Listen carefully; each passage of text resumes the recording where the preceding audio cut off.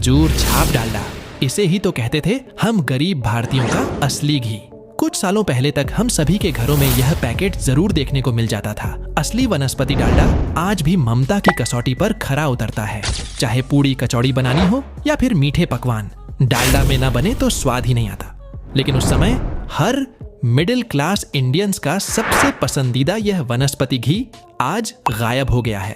कहाँ चला गया? क्या लोगों ने इसे इसलिए खाना बंद कर दिया क्योंकि इसमें जानवर की चर्बी का उपयोग होता था? खैर, सब कुछ हम डिटेल में जानने वाले हैं आज की इस वीडियो में। अब दोस्तों, आप दिल्ली के चांदनी चौक में पराठे वाली गली की बात करें या किसी मशहूर हलवाई की गर्मा गर्म मिठाइयों की, आज से कुछ साल पहले तक ज्यादातर चीजें डालडा में ही बनाई जाती थीं। लेकिन इस ब्रांड की शुरुआत हो गई थी 44 साल पहले, यानी 1930 के समय पर। नीदरलैंड की एक कंपनी डाडा भारत में देसी घी के सस्ते विकल्प के रूप में वनस्पति घी बेचा करती थी, क्योंकि ब्रिटिश राज में इंडियंस की जेबें इतनी हल्की हो गई थीं कि देसी घी मिडिल और लोअर मिडिल क्लास घरों से पूरी तरह से गायब हो गया था, और यह सिर्फ नवाबों या शाही खानदान की रसोइयों की शान हुआ करता था। अब उस समय आज की तरह इतने सारे वेजिटेबल्स के ऑप्शंस नहीं थे। ऐसे में घी ने जो अमीरी और गरीबी के बीच गैप क्रिएट कर दिया था, उसे भरने के लिए वनस्पति घी की जरूरत महसूस होने लगी। इस तरह से डाडा एंड कंपनी का यह हाइड्रोजेनेटेड वनस्पति घी देश में इंपोर्ट होने लगा, जिसे डाडा वनस्पति के नाम से बेचा जाता था। अब आप सोच रहे होंगे कि वनस्पति घी तो सुना है, लेकिन यह हाइड्रोजेनेटेड वनस्पति घी क्या है? असल में ये एक मेथड है जिसके अंदर कुकिंग ऑयल में या वेजिटेबल ऑयल में हाइड्रोजन ऐड कर दिया जाता है ताकि वो सॉलिड फोम में बदल जाए। एक समय पर हम सभी का पसंदीदा डालडा भी इसी तरह से ही बनाया जाता था। अब इधर एक British manufacturing company liver brothers, जिसे कि आज हम यूनिलीवर के नाम से जानते हैं, उसकी नजर डाडा के वनस्पति घी पर पड़ी। इस समय तक यह लोग ब्यूटी प्रोडक्ट्स की कैटेगरी में काफी सफल हो गए थे और यूरोप के अंदर फूड प्रोडक्ट बिजनेस में भी एंटर कर चुके थे।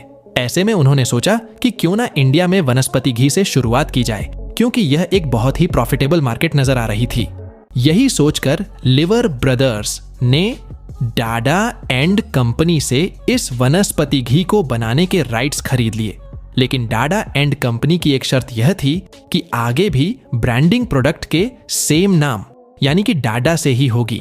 हालांकि लीवर ब्रदर्स भी अपने नाम को इस ब्रांड के साथ जोड़ना चाहते थे, इसीलिए वो इस एग्रीमेंट से डिसएग्री कर गए और फिर आखिरकार बीच का समाधान यह निकला कि डाडा नाम के बीच में लीवर ब्रदर्स का एल डाल दिया जाए और इस तरह से डाडा नाम बदलकर डालडा बन गया। राइट्स खरीदने के बाद से वनस्पति घी बनाने की तैयारी शुरू हो गई, जिसके लिए उन्होंने हिंदुस्तान वनस्पति मैन्युफैक्चरिंग लिमिटेड नाम की एक कंपनी बनाई और शिवड़ी में एक फैक्ट्री सेटअप की, जो कि आज मुंबई का हिस्सा है।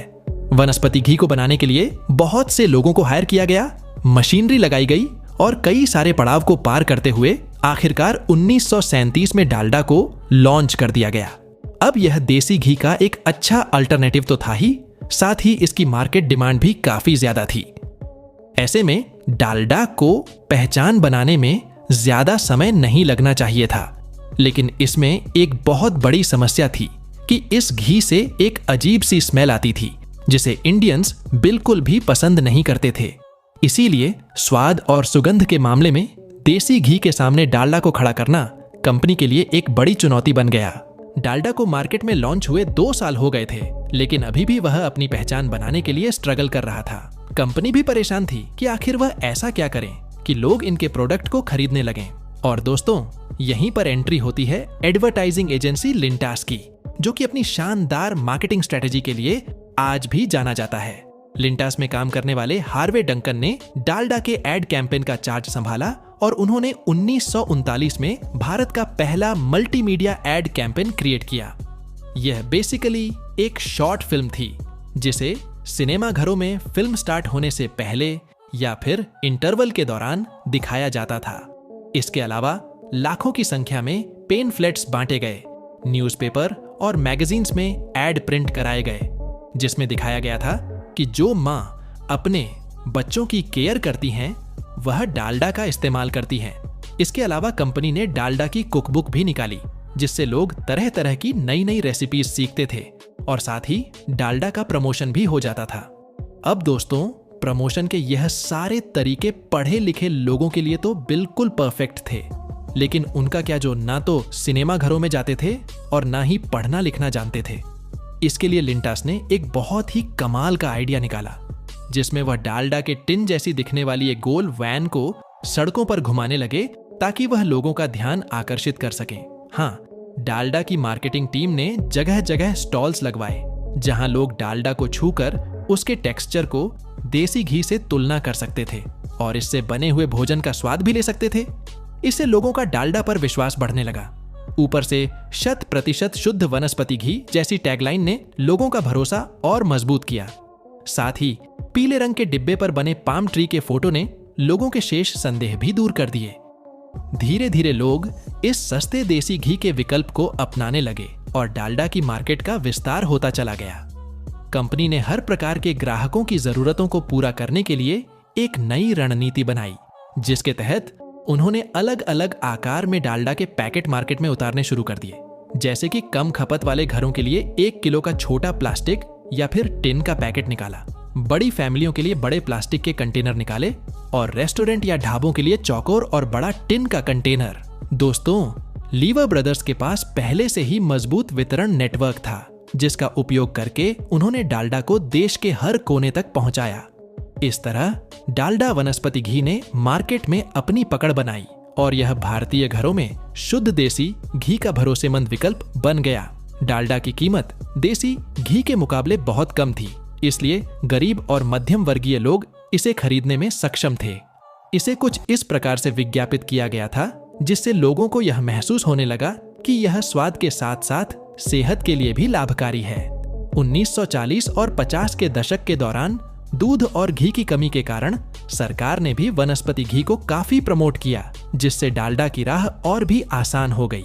शुरुआती 40 वर्षों तक डालडा के सामने बाजार में कोई ब्रांड नहीं था और 1980 तक यह कंपनी अकेले ही बाजार पर कब्जा जमाए रही। पिछले कुछ वर्षों में भारतीय बाजार में डालडा की मांग में कमी आई है, लेकिन पाकिस्तान, अफगानिस्तान और म्यांमार जैसे देशों में आज भी डालडा का खूब उपयोग किया जाता है। पर दोस्तों, सवाल यह है कि आखिर भारत में इसकी लोकप्रियता कम क्यों होती चली गई? असल में आजादी के बाद डालडा के नक्शेकदम पर चलते हुए कई अन्य ब्रांड्स ने भी बाजार में प्रवेश किया, जैसे गंगा, रथ, जमीनी, सुहाना, अशोका और पनघट। बाजार में बढ़ती प्रतिस्पर्धा के कारण डालडा का मार्केट शेयर कम होने लगा, पर चूंकि यह एक पुरानी और आर्थिक रूप से मजबूत कंपनी थी, इसलिए प्रतिस्पर्धा में बने रहना इसके लिए कोई मुश्किल काम नहीं था। डालडा के लिए सबसे बड़ा चुनौती यह थी कि अपने खिलाफ उठ रही आवाज को शांत कैसे किया जाए। 1950 के दशक के अंत तक डालडा एक बड़े विवाद में फंस गया। डालडा को बैन करने की मांग उठने लगी थी। यह मुद्दा संसद तक पहुंच गया क्योंकि उस समय एक बड़ा तबका डालडा के खिलाफ था। लोग इसे विलायती घी और असली घी का नकली रूप कहकर आलोचना करने लगे। धीरे धीरे यह धारणा फैलने लगी कि डालडा मिलावटी और सेहत के लिए हानिकारक है। वनस्पति घी के प्रति लोगों के बढ़ते अविश्वास को देखते हुए उस समय के लोकसभा सदस्य ठाकुरदास भार्गव ने एक विधेयक पेश किया कि सरकार को वनस्पति घी का उत्पादन और बिक्री बंद कर देनी चाहिए। कई लोग इस बिल के समर्थन में थे, लेकिन इसे पास नहीं किया गया। बिल पास न होने का पहला कारण यह था कि उस समय देश में दूध की भारी कमी थी और दूसरा यह कि हर व्यक्ति देसी घी का इस्तेमाल नहीं कर सकता था। ऐसे में डालडा को बैन करना सही नहीं होता। इसके अलावा बैन न करने का एक प्रमुख कारण था रोजगार। भारत अभी अभी आजाद हुआ था और अपने पैरों पर खड़ा होने की कोशिश कर रहा था। बेरोजगारी अपने चरम पर थी और सरकार पर नौकरी देने का दबाव भी बढ़ता जा रहा था। ऐसे में अगर वे वनस्पति घी के उत्पादन और बिक्री को बैन कर देते तो हजारों लोग बेरोजगार हो जाते, क्योंकि उस समय तक देश में वनस्पति घी के 47 कारखाने थे, जहां 300 से भी ज्यादा लोग काम कर रहे थे। उन सबको बेरोजगार करना देश की अर्थव्यवस्था पर बहुत बड़ा प्रभाव डाल सकता था। इस विवाद को लेकर उस समय के प्रधानमंत्री जवाहरलाल नेहरू ने एक सर्वे कराया ताकि इस पूरे मामले पर जनता की भी राय ली जा सके, लेकिन इससे भी कोई स्पष्ट परिणाम नहीं निकला और विवादों के बीच भी डालडा देश में बिकता रहा। फिर आगे चलकर 1990 के दशक में एक बार फिर से डालडा के खिलाफ आवाज उठी और इस बार इसका कारण था एक रिसर्च जो कि मानव शरीर पर होने वाले ट्रांस फैट के प्रभाव पर की गई थी। कमाल की बात यह थी कि इस रिसर्च के लिए खुद यूनिलीवर ने फंडिंग की थी, जो कि बाद में उसी के लिए मुश्किल बन गई, क्योंकि इस रिसर्च से पता चला कि ट्रांस फैट हमारी सेहत पर कितना बुरा प्रभाव डालता है। ये शरीर में बैड कोलेस्ट्रॉल को बढ़ाता है और गुड कोलेस्ट्रॉल को कम कर देता है, जिससे हृदय संबंधी बीमारियों का खतरा बढ़ जाता है। वैसे तो ट्रांस फैट कुछ प्राकृतिक वसा में भी पाए जाते हैं, लेकिन बहुत ही कम मात्रा में।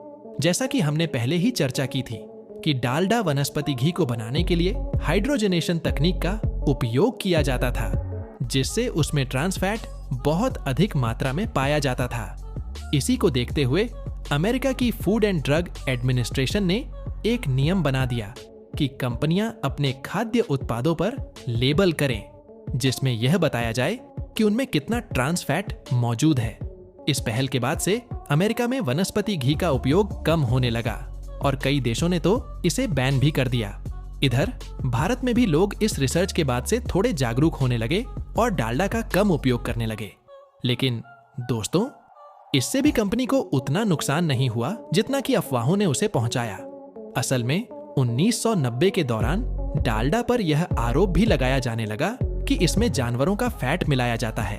वनस्पति घी तो हमारे देश में लंबे समय से विवाद का एक विषय रहा है और इसे बैन करने की मांग भी समय समय पर उठती रही है। ऐसे में इस अफवाह को लोगों ने सच मानने में जरा भी देरी नहीं की। इसके अलावा भारत में एक बहुत बड़ी जनसंख्या शाकाहारी है, जिन्हें जानवर की चर्बी मिलने की बात ने बुरी तरह से प्रभावित किया। और दोस्तों, जो लोग शाकाहारी नहीं थे, उनके मन में भी शंका आने लगी कि पता नहीं इसमें किस जानवर का फैट मिला होगा। इसी कारण बिना किसी तर्क के लोगों ने इसके इस्तेमाल से साफ इनकार कर दिया। हालांकि कंपनी ने लोगों की रसोइयों तक पहुंचने का खूब प्रयास किया, लेकिन इसका कोई फायदा नहीं हुआ, क्योंकि इस समय तक बहुत सारे रिफाइंड ऑयल ब्रांड्स मार्केट में आ चुके थे, जो वनस्पति घी के मुकाबले अधिक स्वास्थ्यवर्धक थे। ऐसे में लोगों का रुझान इन नए ऑयल्स की तरफ बढ़ने लगा और धीरे धीरे डालडा उनकी किराने की सूची से हमेशा के लिए बाहर हो गया। डालडा ने अपनी वापसी की भरपूर कोशिश की, लेकिन न वह अपने ग्राहकों का विश्वास जीत पाया और न ही अपने गिरते बाजार हिस्से को बचा सका। और दोस्तों, आखिरकार इससे तंग आकर हिंदुस्तान यूनिलीवर ने 2003 में इसे एक अमेरिकी खाद्य कंपनी बंज को बेच दिया। इस तरह से डालडा, जिसका कभी भारतीय बाजार में एकाधिकार था, अपने विवादों और नए प्रतिस्पर्धा के कारण टिक नहीं सका और लगभग पूरी तरह से बाजार से गायब हो गया। वैसे आपके घरों में डालडा का इस्तेमाल होता था या नहीं, हमें कमेंट करके जरूर बताइएगा।